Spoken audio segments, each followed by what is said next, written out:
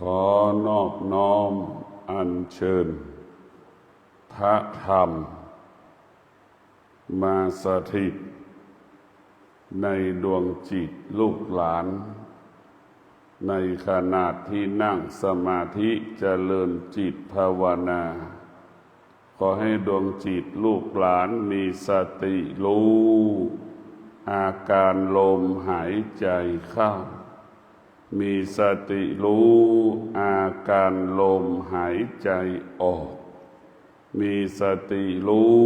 ดำรงตนนั่งตัวตรงมีสติรู้กำหนดลมหายใจเข้ากี่สิบครั้งรู้อาการการกำหนดลมหายใจออกกี่สิบครั้งก็รู้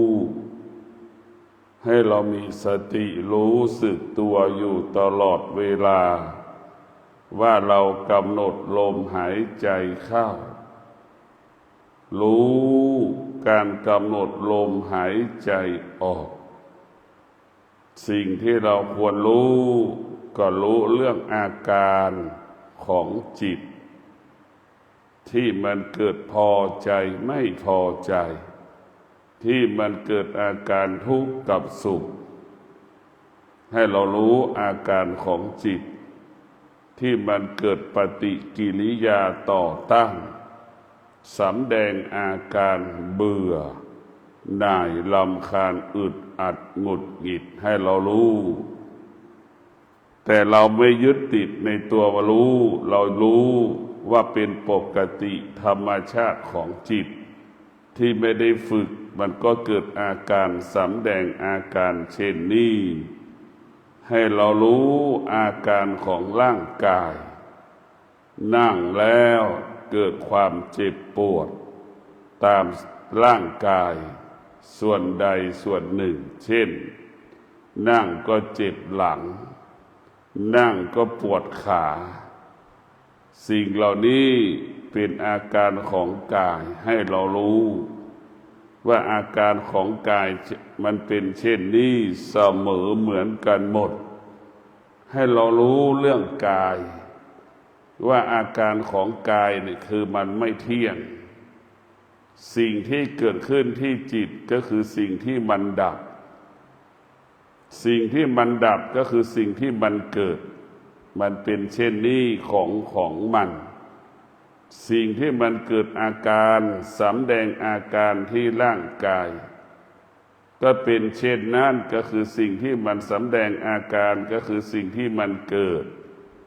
สิ่งที่มันเกิดก็คือสิ่งที่มันดับมันเป็นเช่นนี้แบบนี้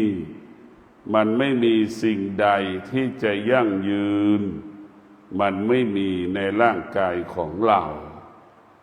สิ่งที่ยั่งยืนและงอกงามอยู่ที่ใจของเราก็คือสติให้เรารู้ว่าร่างกายของเรามันไม่เที่ยงให้เรารู้เราสัมผัสกับความทุกข์ก็เป็นความทุกข์ที่เกิดขึ้นความสุขที่เกิดขึ้นก็เป็นสิ่งที่ไม่ทนเป็นสิ่งที่ทนได้ยากมันคงสภาพเดิมไม่ได้ให้เรารู้เช่นนี้ให้เรามีสติรู้ครอบครองกายครอบครองจิตให้จิตกับกายรวมกันเป็นหนึ่งให้เรามีสติรู้ว่าเราจะต้องให้กายกับจิตรวมกันเป็นหนึ่งให้กายกับจิตเป็นเอกภาพให้มันรู้กันเข้าใจกันดั่งควานช้างขึ้นคอช้างช้างมันรู้เมื่อควานช้างขึ้นคอช้างช้างมันรู้ช้างมันมีความพร้อมที่จะออกไปทำงานกายสำแดงสิ่งใดจิตมันก็รู้ว่าเราจะต้องทำสิ่งไหนแบบใดกายของเรามันฝึกฝนการฝึกฝนกายก็คือให้กายฝึกฝนกายคือพิจารณากายว่าร่างกายของเรามันไม่เที่ยง มันไม่เที่ยงสิ่งที่ฝึกกายก็คือสติให้เรารู้ว่ากายมันไม่เที่ยงแล้วให้จิตเราอยู่เหนือกายการฝึกกายไม่ให้จิตยึดติดในกายให้จิตอยู่เหนือกายให้จิตรู้เฉยๆว่าร่างกายของเรามันไม่เที่ยงมันไม่เที่ยงตั้งแต่ฝ่าเท้าถึงเส้นผมร่างกายเรามันไม่เที่ยงแปรปรวนเปลี่ยนแปลงตลอดเวลาร่างกายของเราคงสภาพเดิมไม่ได้มันคงสภาพเดิมไม่ได้เนี่ยคือร่างกายของเรามันแปรปรวนเปลี่ยนแปลงตลอดกาลเวลาให้เราพิจารณากายของเราไม่ให้เราจิตของเราไม่ให้เราไปยึดติดในกายให้ร่างกายของเรานั้นเป็นตำราเรียนให้ร่างกายของเราเป็นสิ่งที่เราควรพิจารณาศึกษาเรียนรู้ว่าธรรมะมันเกิดขึ้นที่กายของเราธรรมะมันเกิดขึ้นที่ร่างกายหรือร่างกายเป็นบ่อเกิดแห่งธรรม84,000 พระธรรมขันธ์เกิดก็เป็นธรรมะแก่ก็เป็นธรรมะเจ็บก็เป็นธรรมะตายก็เป็นธรรมะทั้งสิ้นให้เรารู้ว่าสิ่งที่เรารู้มันเป็นสิ่งที่เกิดจากธรรมชาติทั้งสิ้นสิ่งที่เรารู้มันเกิดจากธรรมชาติธรรมชาติมันเปลี่ยนแปลงสิ่งที่อยู่เหนือธรรมชาติก็คือธรรมะคือตัวสติตัวสติก็คือให้เรารู้สิ่งที่เกิดขึ้นบนโลกใบนี้มันเกิดดับเกิดดับตลอดเวลาให้เรารู้ว่าธรรมชาติเนี่ยเป็นเหตุให้เกิดหรือเราให้เรารู้ว่าเราเกิดจากธรรมชาติหรือธรรมชาติเป็นแดนเกิดธรรมะเป็นแดนดับการเกิดมาของพระพุทธเจ้าก็เกิดจากธรรมชาติธรรมชาติเป็นเหตุให้เกิดความทุกข์ธรรมะเป็นเหตุให้ดับทุกข์ธรรมะเป็นเหตุแดนแห่งดับทุกข์ทั้งสิ้นดับทุกข์ก็คือดับด้วยปัญญาผู้มีปัญญาจึงไม่มีความทุกข์ผู้ที่มีความทุกข์เพราะขาดปัญญาผู้ที่มีปัญญามีแต่สมาธิผู้ที่ขาดสมาธิผู้ที่ขาดปัญญาจึงมีแต่ความคิดผู้ที่ขาดปัญญามีแต่ความคิดความคิดจึงพาให้เกิดความทุกข์ความคิดจึงพาให้จิตวุ่นวายความคิดจึงพาให้กายนั้นหลงในกายจิตหลงในกายถ้าจิตมีปัญญาถ้ากายจิตไม่มีปัญญาแล้วจิตจะเห็นแต่ความเป็นจริง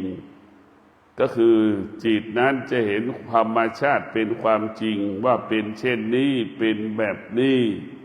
ก็หมายความว่าจิตจะเห็นธรรมชาติเป็นอนิจจังทุกขังอนัตตาไอตัวปัญญาจะให้เราจิตเราอยู่เหนือธรรมชาติแก่ปรากฏก็ให้เรารู้ว่าแก่มันปรากฏรู้สภาวะของความแก่รู้อาการของความแก่ให้เรารู้เช่นนั้นแบบนั้น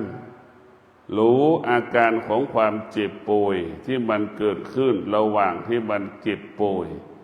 ระหว่างที่มันแก่ก็ให้เรารู้ว่าเจ็บป่วยมันจะเข้ามาแทรกรู้อาการของคนแก่ลุกยากนั่งยากลุกโอยนั่งโอยอันนี้คือเป็นอาการของคนแก่เจ็บเนื้อเจ็บตัวเจ็บสารพัดอาการที่มันเจ็บตามร่างกายของเรานั่นคือความเสื่อมมันมาพร้อมกับความแก่เพราะฉะนั้นพวกเราทั้งหลายชีวิตของเรามันเกิดความเสื่อมตลอดเวลามันเกิดความเสื่อมตลอดเวลาให้เราเข้าใจว่าสิ่งที่มันเกิดความเสื่อมก็คือเป็นสิ่งที่ เป็นเรื่องของธรรมชาติทั้งสิ้นสิ่งที่คงสภาพเดิมเป็นเรื่องของธรรมะทั้งสิ้นสิ่งที่คงสภาพเดิมก็คือธรรมะเท่านั้น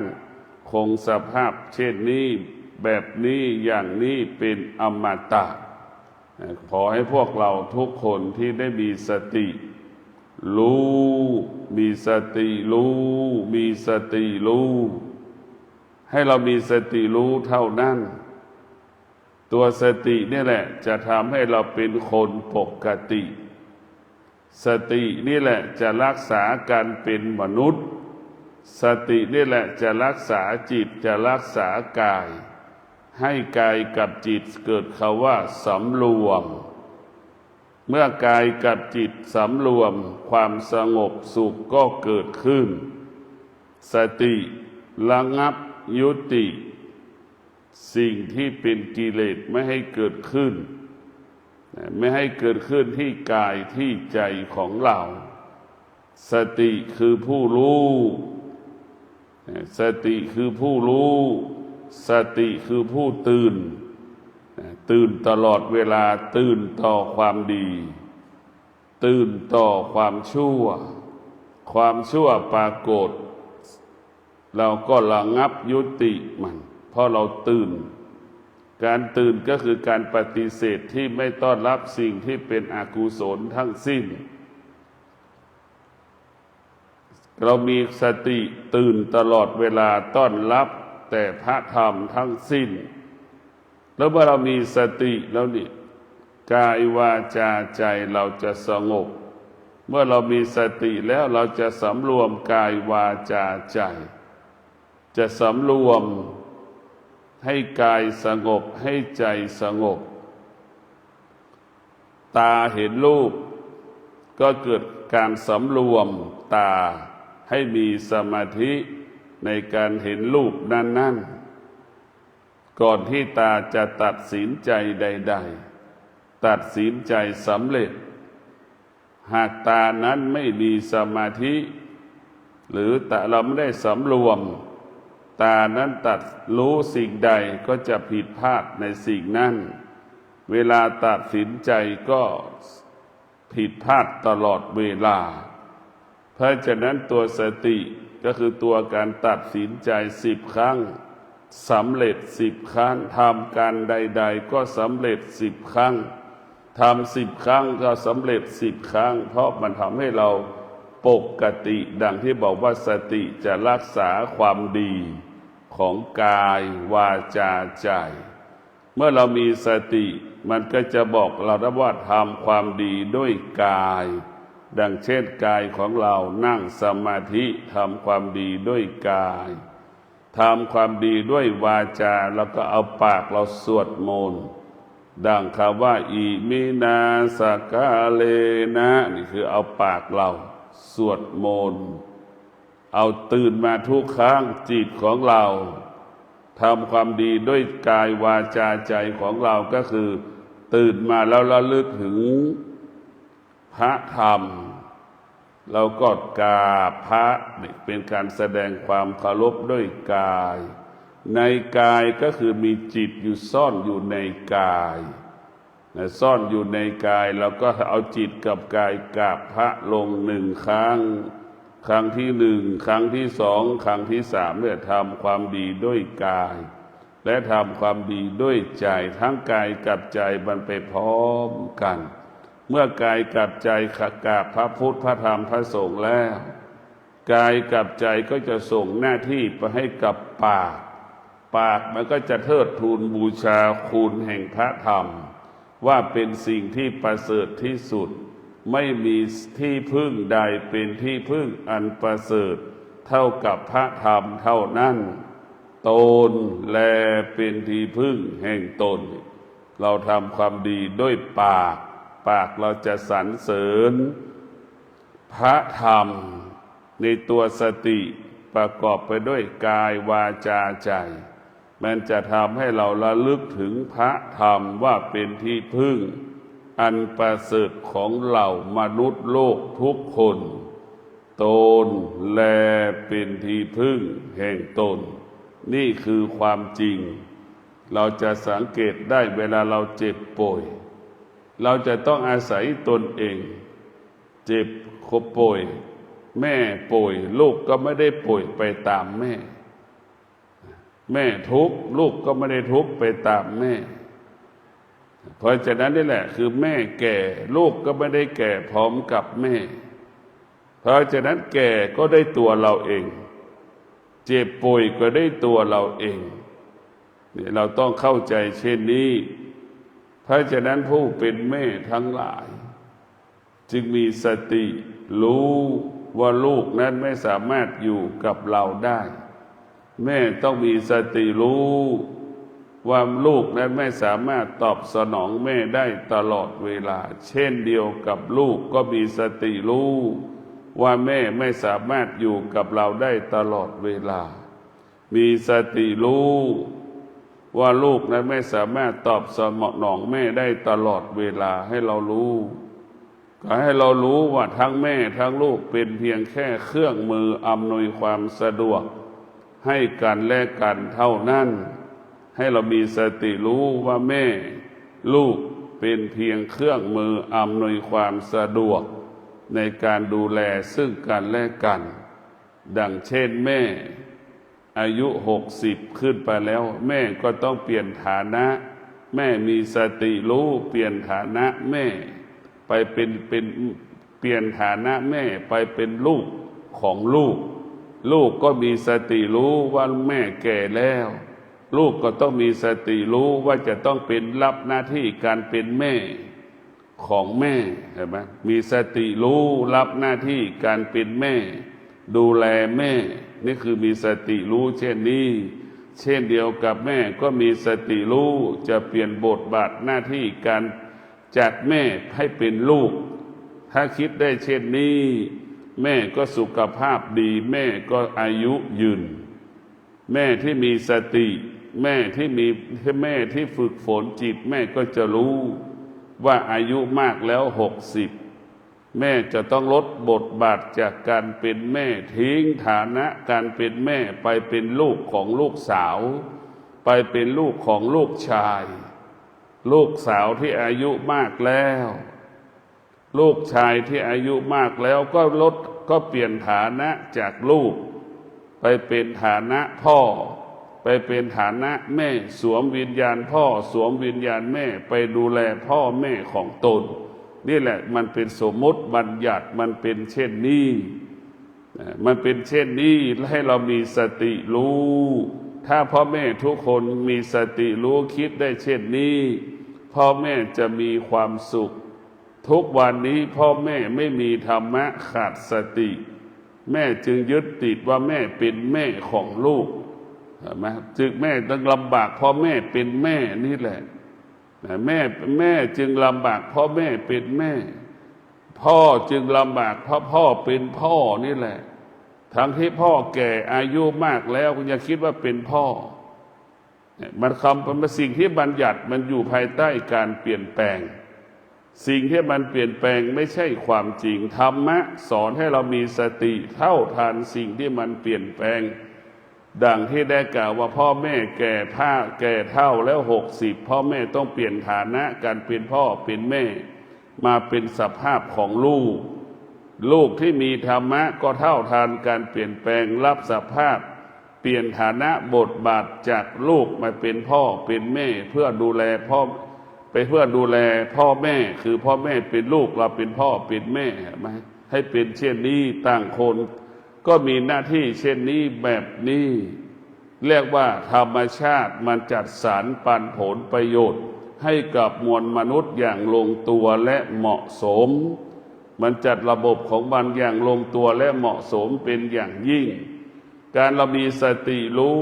นี่เรามาปฏิบัติธรรมเรามีสติรู้นะเรามีสติรู้ในการปฏิบัติธรรมเราก็จะได้ทำก็คือการเสียสละออกจากบ้านมาเนี่ย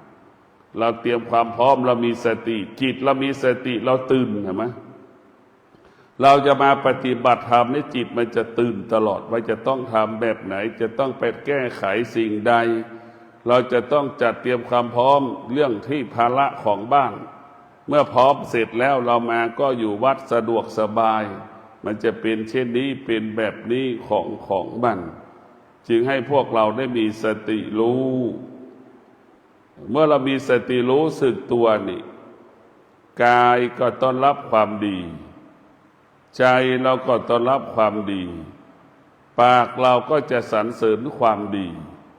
เพราะฉะนั้นพระพุทธเจ้าเนี่ยจึงสอนให้เรารู้เรื่องธรรมะให้มากสุดก็คือตัวสติตัวรู้เมื่อเรารู้แล้วนี่เราก็จะมีสติรู้เรื่องแต่ความดีเรื่องแต่สิ่งที่เป็นกุศลทั้งหมดทั้งสิ้นความดีงามก็เปรียบเสมือนผ้าขาวเป็นจะเป็นขาวสะอาดบริสุทธิ์เช่นนั้นความดีงามก็เหมือนของที่มันใหม่ๆมันจะสะอาดมันจะสดความไม่ดีสิ่งที่เป็นอกุศลก็เป็นของที่มันสกปรกเหมือนน้ำเน่าน้ำข้นมันจะเป็นเช่นนั้นเหมือนของเน่าของเหม็นให้เรามีสติพิจารณาธรรมเราเอาธรรมของพุทธเจ้าออกมากำกับกายก็เช่นเอาความอดทนมาควบคุมกายของเราขณะที่เรานั่งสมาธิมันยังไม่ครบ30 นาทีนี่เราจะต้องเอาความอดทนมาควบคุมกายของเราจำเป็นต้องเอาวิริยะภาคเพียรมาควบคุมจิตของเราทั้งกายทั้งจิตต้องอาศัยธรรมะกายเป็นเรื่องของความอดทนจิตเป็นเรื่องของวิริยะภาคเพียรให้กายกับจิตมีธรรมะแล้วทุกอย่างจะชนะทุกอย่างเราจะสำเร็จทุกอย่างการนั่งสมาธิก็สำเร็จการประกอบอาชีพก็สำเร็จการปฏิบัติหน้าที่ก็สำเร็จนี่คืออานุภาพของธรรมะของพระพุทธเจ้านั่นก็สอนให้เรารู้สึกตัวเท่านั้นแหละเมื่อเรารู้สึกตัวเราก็ปกติมันปกติคิดดีพูดดีทำดีคือว่าปกติคือว่ากายวาจาใจสงบเมื่อเรารู้สึกตัวเมื่อเรารู้สึกตัวคิดก็สำเร็จพูดก็สำเร็จกระทำการใดๆก็สำเร็จนี่คือรู้สึกตัวจะต้อนรับแต่ความดีงามตลอดเวลานี่คือสติรู้สึกตัวมันจะเป็นสิ่งที่ดีมันจะรู้ทั้งสิ่งที่เป็นอธรรมรู้สิ่งที่เป็นอกุศลสิ่งใดที่เป็นสิ่งใดที่เป็นธรรมมันก็ต้อนรับสิ่งใดที่เป็นอธรรมเป็นอกุศลมันก็ปฏิเสธมันจะรู้เช่นนี้คือมันจะรู้ของมันสิ่งใดที่ควรต้อนรับสิ่งใดที่ควรไม่ต้อนรับสิ่งใดที่ควรปฏิเสธสติรู้ตัวนี้มันก็จะรู้ของมันรู้ให้อยู่เหนือสิ่งที่เรารู้ให้อยู่เหนือสิ่งที่เรารู้เท่ากับเราปฏิเสธสิ่งที่เรารู้เท่ากับเราปฏิเสธสิ่งที่เรารู้และเราไม่ยึดติดในสิ่งที่เรารู้สิ่งที่เรารู้ก็ไม่มีค่าไม่มีความหมายใดๆทั้งสิ้นเหมือนเรารู้จักคนที่ไม่รู้จักคนเหล่านั้นก็ไม่มีค่าไม่มีความหมายสำหรับชีวิตของเรารู้และเราไม่เข้าไปยึดติดมันไม่มีค่าไม่มีความหมายในสิ่งที่เรารู้หรือเราจะรู้ว่ามันว่างก็ได้รู้แล้วไม่ยึดติดเราคิดว่าจิตเรามันว่างมันจุดเราจะเติมอะไรจะว่าแบบไหนก็แล้วแต่ได้หมดทุกอย่างเรารู้เฉยในสภาวะจิตของเราเนี่ยมันเป็นจิตของผู้รู้มันก็จะหน้าที่รู้ธรรมพระธรรมจนถึงที่สุดมันจะรู้ทุกอย่างรู้เฉยรู้ธรรมะก็รู้เฉยรู้ธรรมชาติก็รู้เฉยรู้อย่างเดียวสิ่งที่มันรู้เหนือรู้ก็คือรู้ลมหายใจเข้าออกยอดแห่งการรู้ทั้งปวงรู้ลมหายใจเข้าเนี่ยยอดแห่งการรู้ลมหายใจออกเนี่ยยอดแห่งการรู้หายใจสั้นและยาวเนี่ยมันก็รู้ยอดของการรู้เนี่ยมันรู้ตรงนี้ที่สุด พระธรรม84,000พระธรรมขันธ์เกิดจากการกำหนดลมหายใจเข้าเกิดจากการกำหนดลมหายใจออกเนี่ย84,000พระธรรมขันธ์การกำหนดลมหายใจเข้าการกำหนดลมหายใจออกเป็นต้นกำเนิดของศาสดาของเราศาสดาของเราได้ตรัสรู้ธรรมก็เพราะกำหนดลมหายใจเข้ากำหนดลมหายใจออกนี่คือศาสดาของเราจะเป็นเช่นนี้เป็นแบบนี้นี่คือศาสดาของเรามันจะเป็นแบบนี้อย่างนี้เลยเพราะฉะนั้นพวกเราทั้งหลายมีสติรู้มีสติรู้ไอ้ตัวรู้ลมหายใจเข้าตัวรู้ลมหายใจออกเป็นตัวเปิดประตูเข้าสู่พระธรรมเป็นประตูการแสวงหาธรรมเป็นการเปิดประตูเพื่อจะให้เราบรรลุธรรมได้เพราะเราจะบรรลุธรรมได้ก็เพราะตัวสติที่เรารู้ลมหายใจเข้ารู้ลมหายใจออกนี่แหละขนาดเดียวกันตรงข้ามหายใจเข้ารู้บ้างไม่รู้บ้างหายใจออกรู้บ้างไม่รู้บ้างหายใจสั้นยาวรู้บ้างไม่รู้บ้างละเอียดหยาบรู้บ้างไม่รู้บ้างนี่แหละคือเป็นการทำให้เรานั้นไปเปิดประตูไปสู่โลกียะเปิดประตูไปสู่สภาพเดิมคือโลกียะหลงทางหลงผิดเราไม่สามารถออกจากโลกียะโลกได้เพราะฉะนั้นพวกเราทั้งหลายผู้ที่ฝึกจิตเช่นเรามานั่งภาวนานี่คือการฝึกจิตควบคุมจิตให้จิตรู้จิตที่มันปฏิเสธเช่นเราจะหลับตาเนี่ยมันไม่ใช่หลับง่ายๆนะหลับได้สบายมันไม่ใช่นะการหลับตาของเราเนี่ยมันหลับยากมากแม้กระทั่งเปลือกตาเราผิวหนังเราหลับตาไอ้ลูกกระตามันยังปฏิเสธอีกไหลไปไหลมาแต่มันยังปฏิเสธอีกเพราะนั้นมันไม่พร้อมมันบอกมันไม่พร้อมมันจะปฏิเสธเราหลับตาเฉยๆอันนี้คือยิ่งไม่นี่คือเรียกว่าพร้อมครึ่งหนึ่งบางคนนี่หลับตาไม่ได้เลยลืมตาตลอดไอ้ยิ่งไม่พร้อมที่จะนั่งสมาธิบอกปฏิเสธบอกปฏิเสธเลยมันปฏิเสธไม่ให้เราหลับตามันปฏิเสธไม่ให้เรานั่งสมาธิภาษาพระว่ากิเลสมันอยู่ที่ตามันรู้แล้วว่าถ้าตามันสงบเมื่อไหร่เท่ากับไล่กิเลสออกจากตาไล่ความอยากออกจากตาไล่ความโลภความโกรธความหลงออกจากตาความสงบนี่มันมีค่าเท่ากับเหมือนน้ำเหมือนสเปรย์ฉีดยุงเนี่ยความสงบมันจะมีค่าความชั่วเปรียบเสมือนยุงเนี่ยมันจะหนีหมดนะครับความสงบจะมีคุณค่าแบบสเปรย์ฉีดยุงไล่ยุงนั่นแหละดับกลิ่นเนี่ยเป็นอย่างนั้นแหละมันจะเป็นอย่างความสงบมันจะมีพลังเพราะฉะนั้นพวกเราทั้งหลายถ้ากายสงบกายก็จะมีพลังถ้าใจสงบใจก็มีพลังความสงบเป็นบ่อเกิดแห่งพลังทั้งปวงโดยเฉพาะคำว่าศักดิ์สิทธิ์ก็เกิดจากความสงบทั้งสิ้นอภิญญาทั้งหลายก็เกิดจากความสงบทั้งสิ้นความสงบเป็นบ่อเกิดแห่งฤทธิ์ทั้งสิ้นเพราะฉะนั้นคำว่าศักดิ์สิทธิ์คำว่าฤทธิ์คำว่าอานุภาพก็เกิดจากความสงบทั้งสิ้นการภาวนานี่ให้กายวาจาใจเราสงบเมื่อความสงบมันปรากฏ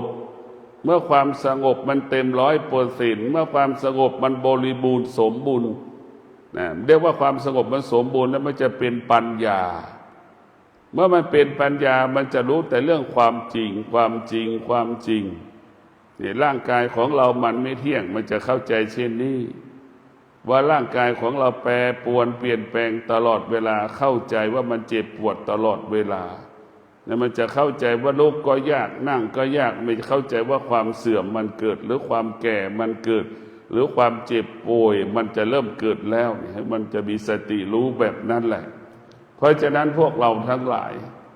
ธรรมะของพระพุทธเจ้าให้เราดูรู้ดูกายของเราตั้งแต่ฝ่าเท้าขึ้นมาจนถึงเส้นผมพิจารณาเส้นผมลงสู่ฝ่าเท้าของเราพิจารณาฝ่าเท้าของเราจนถึงเส้นผมเราจะเห็นอาการของร่างกายของเราอาการสิ่งที่เกิดมาพร้อมกับเรามันเกิดความเสื่อมมันเกิดการเปลี่ยนแปลงเราจะเห็นว่าเส้นผมถึงฝ่าเท้าถึงเส้นผมเนี่ยร่างกายของเรามันไม่สามารถคงสภาพเดิมได้คงสภาพเดิมไม่ได้มาคงสภาพเดิมไม่ได้เราเห็นว่าร่างกายของเราเป็นสิ่งที่ไม่ทนเป็นสิ่งที่ทนได้ยากร่างกายของเรามันเป็นสิ่งที่ควบคุมไม่ได้มันก็รู้ว่าควบคุมไม่ได้ร่างกายของเราก็รู้มันแปรปรวนเปลี่ยนแปลงสำแดงอาการตลอดเวลา1 ชั่วโมงพอใจก็เกิดขึ้นอีก1 ชั่วโมงความไม่พอใจก็เกิดขึ้นอีกมันซ้อนกันหมดในความพอใจเนี่ยมันก็ซ่อนความไม่พอใจในตัวนั้นอยู่ความไม่พอใจก็ซ่อนอยู่กับความพอใจอยู่ในซ่อนอยู่ในที่ไม่พอใจนะมันเหมือนมะม่วงดิบกับมะม่วงสุกตอนมันไม่สุกมันก็สีเขียวเนื้อมันแข็งพอมันสุกเนื้อผิวมันจะเหลืองเนื้อมันจะนิ่มเช่นเดียวกับสุกก็เป็นเช่นนั้นสุขเกิดทุกข์มันเกิดมาพร้อมกันเรียกว่าความสุขความทุกข์มันเป็นเพื่อนมันเป็นฝาแฝดทุกข์เกิดสุขก็เกิดพอทุกข์มันหายกิเลสสุขก็มาสำแดงอาการพอมันโบดบาดมันแสดงเราสุขเนี่ยมันแสดงอาการเป็นพระเอก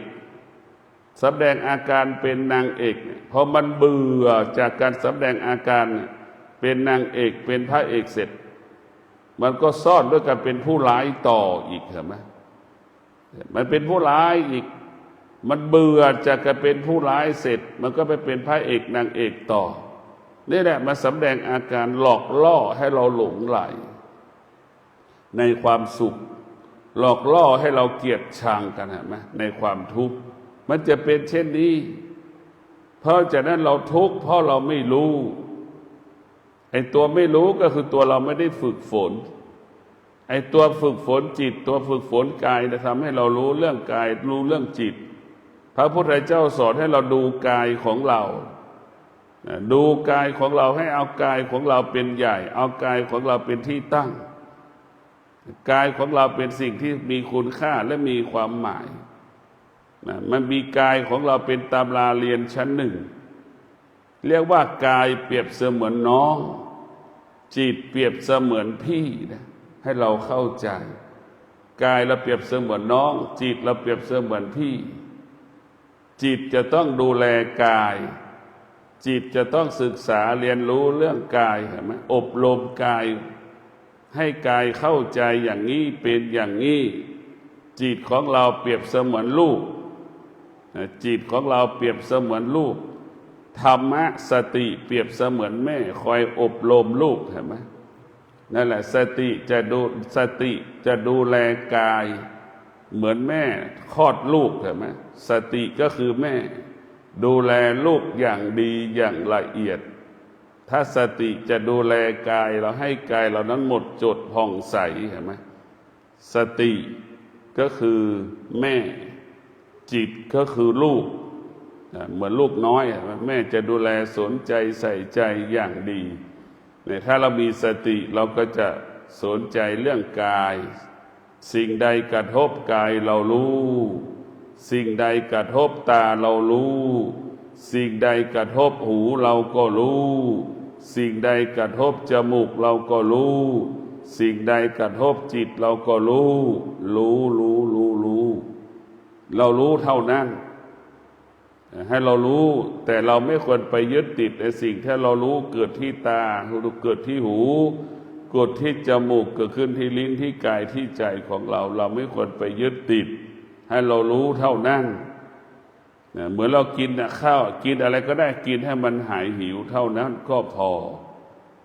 กินข้าวให้มันเป้าหมายคือกินให้มันหายหิวก่อนถ้ามันมีกินเหลือกินก่อนค่อยเลือกกินให้มันเป็นประโยชน์ให้เรารู้เช่นนี้จะกินยังไม่มีจะกินแล้วเลือกกินอีกมันก็จะตายเพราะเราเลือกกินแต่เราเข้าใจว่าการรับประทานอาหารจะกินอะไรสักอย่างอันดับแรกก็คือดับความหิวดับความหิวเช่นเรารู้ว่ามะม่วงมันสุกแล้วก็รู้ว่ามะม่วงมันสุกเราก็สามารถกินมะม่วงสุกดับความหิวได้หรือเราไปเจอมะม่วงดิบอีกเราก็รู้มะม่วงดิบเรากินมะม่วงดิบดับความหิวเราได้ให้เรารู้เช่นนี้นี่คือตัวรู้ถ้าเราไม่รู้นะมันจะต้องกินแต่หวานมะม่วงดิบกินไม่ได้มันจะตายเพราะมันไม่กินจะตายเพราะมันไม่รู้เพราะอย่างนี้แหละเช่นเดียวกับคนแก่เพราะมันไม่รู้มันเจ็บก็เพราะมันไม่รู้มันตกอยู่ใต้อำนาจความแก่ความเจ็บความตายทั้งระบบเพราะเราไม่รู้ไอ้ตัวไม่รู้ก็คือตัวขาดสติเมื่อขาดสติมันก็หลงทางหลงผิดหลงสิ่งที่เราทำผิดมาทั้งชีวิตยึดติดสิ่งที่เราเกิดมาตลอดชีวิตส่วนมากเป็นเช่นนั้นยึดติดให้เรามีสติพิจารณากายของเราเปรียบเสมือนลูกเห็นไหมจิตของเราก็เหมือนตัวของตัวเราเห็นไหมเหมือนแม่กายกับจิตบางคนละส่วนถ้าเราฝึกจิตมีสติเราก็จะรู้เท่าทันเท่าสติจะรู้เท่าทันจิตเหมือนแม่รู้เท่าทันอาการของลูกเห็นไหมจะเดินแม่ก็จะเดินเงียบๆเบาๆเดินแรงไม่ได้ลูกมันจะตื่นจากการหลับนอนอย่างเงี้ยทุกอย่างแม่จะตอนที่แม่คลอดลูกและแม่เลี้ยงลูก1 เดือน1 วันเนี่ยแม่จะมีสติสำรวมกายวาจาใจตัวเองมากที่สุดพอลูกเริ่มโตใหญ่แล้วแม่เริ่มประมาทเห็นไหมพอลูกเติบโตใหญ่ขึ้นแม่ก็ยิ่งประมาทตัวประมาทจนถึงที่สุดควบคุมลูกไม่ได้เห็นไหมจิตของเราถ้าเราประมาทจะเป็นเช่นนั้นเหมือนลูกจนถึงที่สุดเราก็ควบคุมจิตไม่ได้เพราะเราประมาทก็คือการขาดสติถ้าเรามีสติเราจะไม่ประมาทถ้าเรามีสติเราจะไม่ประมาทที่เราประมาทเพราะเราขาดสติเมื่อเราขาดสติเราก็จะไปยึดติดสิ่งนั้นไปยึดติดสิ่งนี้เข้าใจว่าสิ่งนั้นจะทำให้เราเป็นอย่างนี้เข้าใจว่าสิ่งนั้นจะทำให้เราเป็นอย่างนั้นเข้าใจว่ามีสิ่งนี้จะทำให้มีชีวิตแบบนี้เราคิดนี่คือการขาดสติก็หลงทางไปยึดติดสิ่งต่างๆก็ขอให้ท่านทั้งหลายมีสติมีสติดังแม่ที่มีเลี้ยงลูกทารกแรกเกิด1 วันแม่เริ่มมีสติดูแลลูกอย่างดี1 วัน2 วัน1 เดือน2 เดือนเห็นไหมแม่มีสติพอลูกโตขึ้นแม่เริ่มขาดสติพอเริ่มขาดสติแม่ก็กลายเป็นศัตรูของลูกเห็นไหมพอไปห้ามลูกเตือนลูกไม่อาการไม่พอใจเห็นไหมลูกเกิดมาประมาณสักขวบ5 เดือนเนี่ยมันจะเกิดอาการต่อต้านมันเริ่มแสดงอาการปฏิเสธเราลูกก็เริ่มเป็นศัตรูของแม่ก็เป็นศัตรูของลูกจะไม่ฟังกันนี่คือสิ่งที่น่ากลัวที่สุดส่วนมากลูกก็เป็นศัตรูของแม่ก็เป็นศัตรูของลูกมักจะปฏิเสธกันถ้าเราฝึกจิตแล้วฝึกจิตลูกก็ฝึกจิตแม่ก็ฝึกจิตแม่ก็จะเป็นมิตรของลูกก็จะเป็นมิตรของแม่เห็นไหมเป็นมิตรก็คือสงบสุขถ้าเป็นศัตรูแล้วจะเปิดแต่ความทุกข์ส่วนแม่กับลูกจะขาดสติคือเป็นศัตรูกันมากกว่าเป็นมิตรนะเพราะฉะนั้นขอให้พวกเราทั้งหลายหัวใจที่มีธรรมะจะเป็นหัวใจที่สงบหัวใจที่ไม่มีธรรมะเป็นหัวใจที่ว้าวุ่นวายหัวใจที่มีธรรมะจะเป็นหัวใจที่มีสติอยู่กับปัจจุบัน หัวใจที่ไม่มีธรรมะเป็นหัวใจที่ขาดสติ ไปยึดติดอดีตยึดติดอนาคตขอความสุขสวัสดีจงเกิดแก่ท่านทั้งหลายมีสติรู้มีสติรู้ทุกลมหายใจกายวาจาใจเราปกติงอกงามตลอดกาลขอเจริญพร